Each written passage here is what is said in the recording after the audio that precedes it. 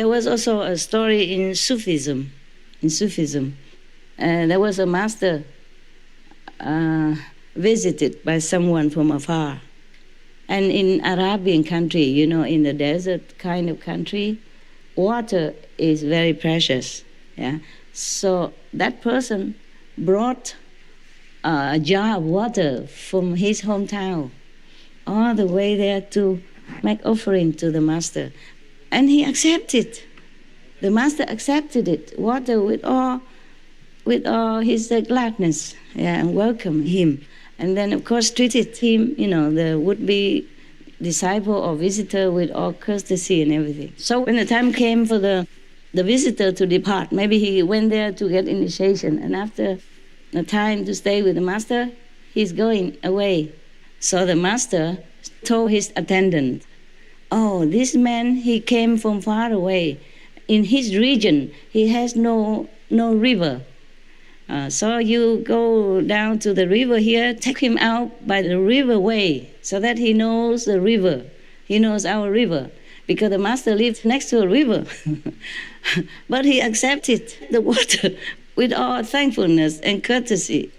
Yes, because that man came with all his heart. He brought water because where his home was, there was no water. In some desert country, there's no water, so water is very scarce, very rare, very precious. So he brought the most precious thing from his hometown to offer to the master. Of course, the master took it with all his love and appreciation. But he lived next to the water. Of course, he wouldn't say, "Hey, what for? What are you doing?" Huh? No. "Oh, we have a lot of water outside. It's a Nile River next to me." He wouldn't say that, okay? He took it. He didn't say anything. He took it with all love and appreciation. Only when he departed, I said, "Oh, this man has never seen the river in his life. You take him out by the river way so that he also sees the river." You understand that? Yes. So you see, all the masters are the same. Not just Buddha in India, but the Sufi master also in Persia or elsewhere in the Arabian country. He lived next to the Nile River. That has never run out. The Nile River is very large, very generous, very big.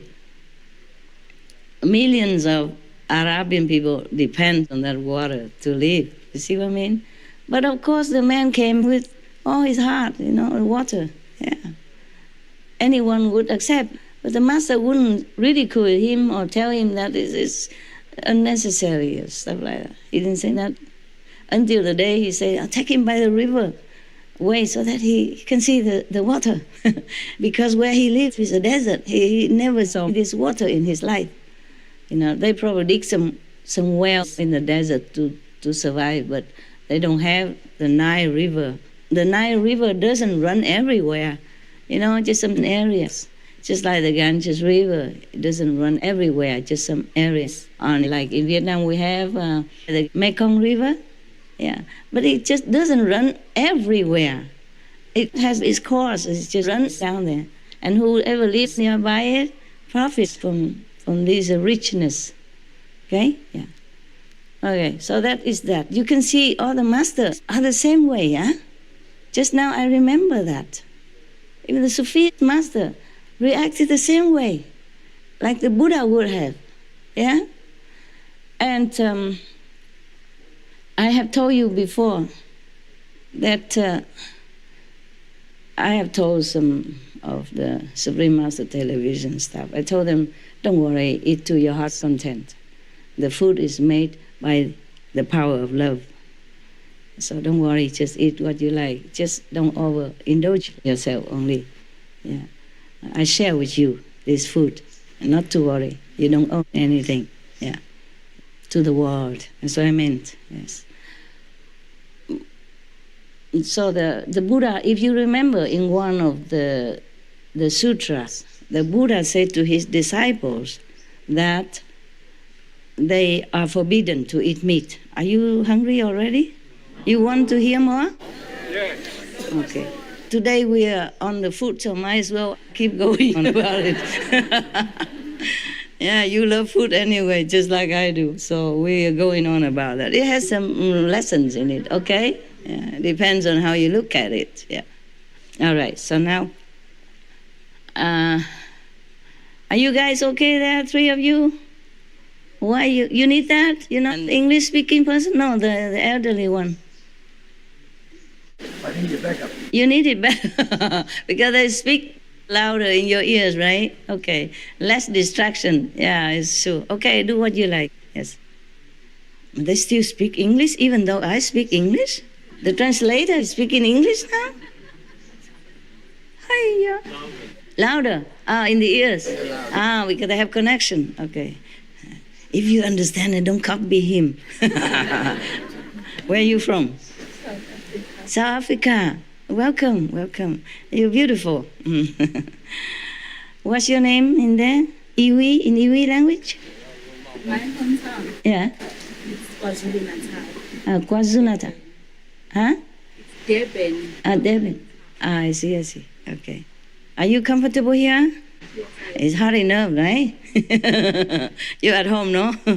Yeah, it's the weather is a little bit crazy. It's already November and it's hot. Right? Yes. Oh, we like it. We like it. Also because many trees, yeah? So it's cool. It's cool. Okay, the Buddha said to the disciples that they are forbidden to eat meat. Remember? Yes. And then, of course, in the beginning, he said in the beginning there are many monks and nuns.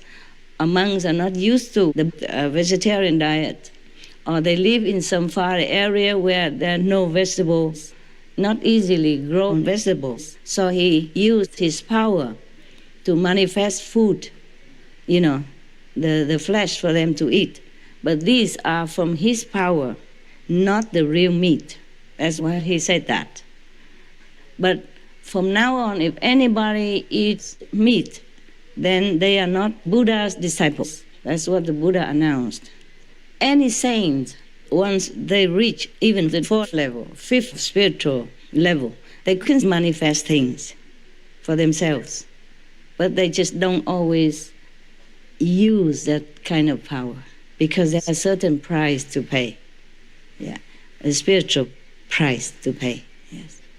If the master is very rich, spiritually, then it doesn't matter. Yes. Does not have to be Buddha even. If a person has a very big store of merits, then he also lives comfortably with this kind of manifested food. I don't know if I told you one of the stories. One of the kings, he always had very beautiful food come to him and his own citizens every day. So in his country, nobody had to work or no war, no problem at all. Until one of the neighbor kings wanted to make trouble. But then later they have peace together anyway. And then the neighbor king asked this king, "Oh, your food in your country tastes so good. Where did you buy them? Where did you get them?" So that king said, "No, it comes naturally every day for us and my citizens to eat." Oh, he said, "Oh, how could we also have such kind of food every day for me and my citizens?" And the meritorious king said to the neighbor king, originally he was bad. The neighbor king was bad, but later he was converted. So this good king said to the converted king, saying that, "Oh, then if you want the same food, every day you eat the same time with us. Tell your citizens to eat at the same time with us, then you have the same food, this delicious celestial food like us." You see that? But that was one of the Buddha's past incarnations. Anyway, yes, Buddha has always been good to others and he's always been generous and kind. So life after life, he always had food. Yeah, anyway. But even then, because of that, he would have food. This is the power of love,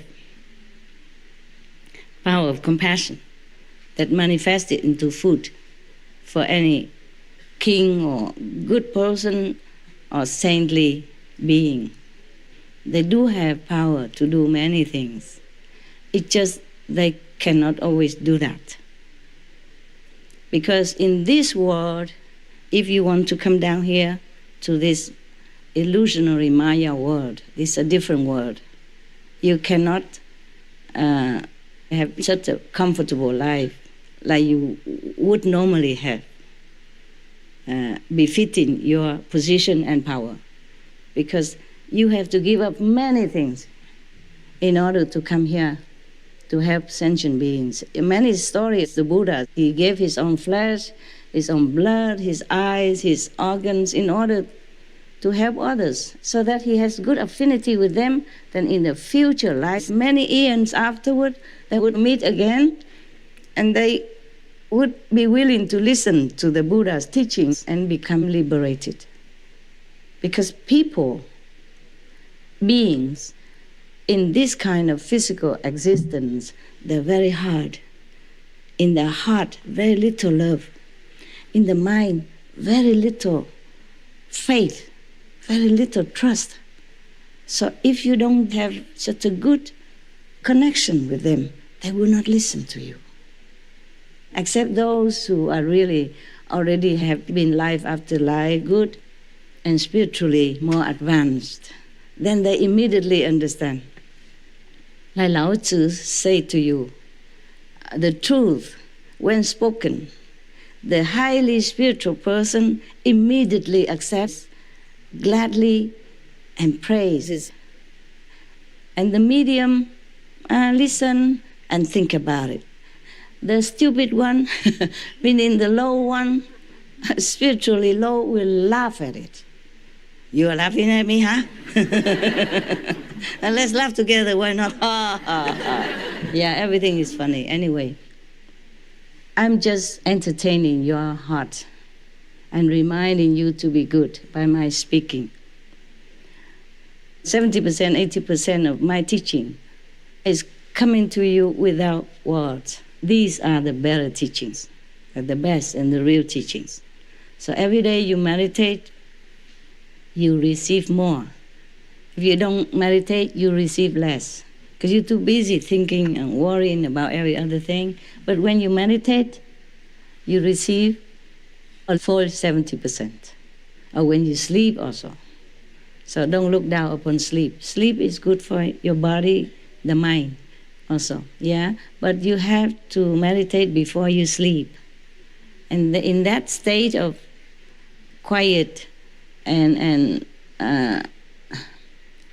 acceptance, the mind is tired, quiet, you will receive more, either fully 100%, 80%, or a little less. Depends on how quiet your mind is. Yeah, depends on how much you concentrate on meditation before you lie down and sleep. Okay? Or sit down and sleep. Yeah. You very diligent, I know. You meditate all night, yeah? Okay. It's only 4 o'clock. What time do you normally eat? 4, right? 4 o'clock is meal time. Okay. Well, I let you go.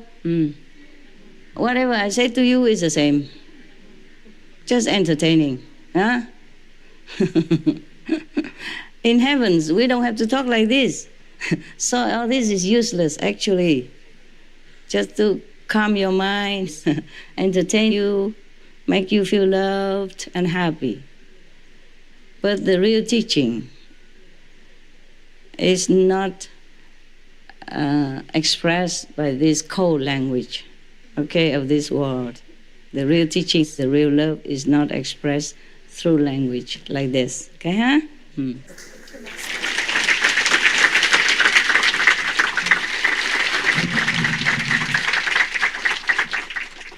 So whatever I say is the same. Or not saying is the same. You go enjoy your food, okay? Yes. And I see you when I see you.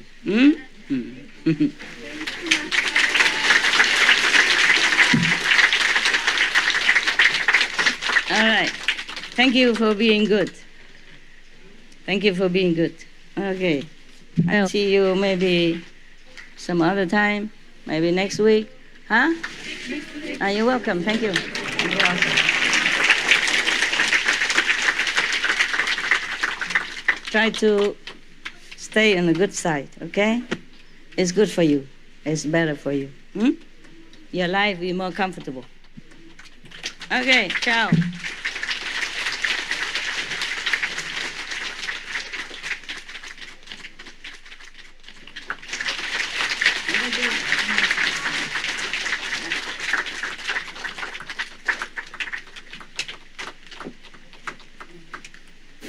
You want this one, huh? Okay. Yeah, Vietnam, huh? Hello, from where? From Philippines. Malaysia, Philippines. Oh, welcome. Mexico. I'm Chinese. I heard your president not well. I have written him a letter, yeah. I wanted to go see him, but I don't know. It's not convenient for him, maybe. Also, haven't said no. So I cannot. Thank you, Master. Say hello to Philippines, okay? May God bless you and your beautiful people forever. The Philippine people are very generous and kind. They are not the richest. They are not the rich and powerful country, but they're very generous. Thank you. Yes, very, very generous. They accept 5,000 Vietnamese refugees which nobody else wanted. Yeah, they just accept them like that and took good care of them all these years. I'm very, very deeply grateful and have the highest esteem for your country people. Yeah. Thank you so much. Okay, thanks to you. Bye-bye.